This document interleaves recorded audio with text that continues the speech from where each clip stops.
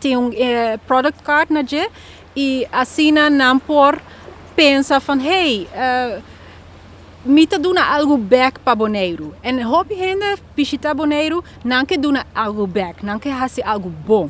Essa que eigenlijk meer mostrabo é revés, para sobre essa que tá é último nossa tra eneta de Donkey Sanctuary, nanta é de dois partner, den é Donature Tag. Dus nan lo bende e tag hopi lie também. O produto de plástico aqui, segundo pode compreender hoje, tem um sistema também que por subir para o website, então mira, preciso foi de plástico também?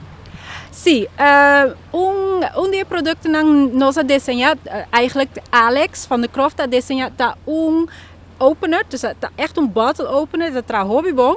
En het wordt getragen voor die beach plastic. Dus toen outro produto por exemplo, saki te wordt getragen com malchi.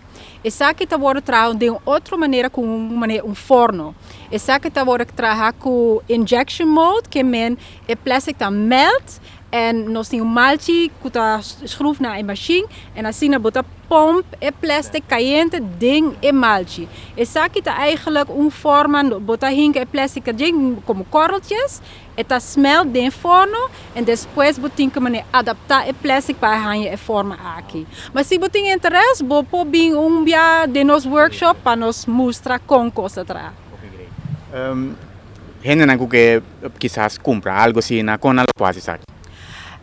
Agora que nós está para na Marcha de Playa, eigenlijk het chama Marcha de Oni, agora que driva já sabe nang nós vai por tour última semana, último já sabe de Eluna para na Marcha de Oni e nós também está bezig para Hasi pop-up shop sobre e fundo não está limitado. Agora que nós temos tique ajudança de Wereld Natuurfonds en sim fundo não de Wereld Natuurfonds nós não pora logra para desenvolver o projeto aqui, mas bomessa para lugar para bem porque echt shop.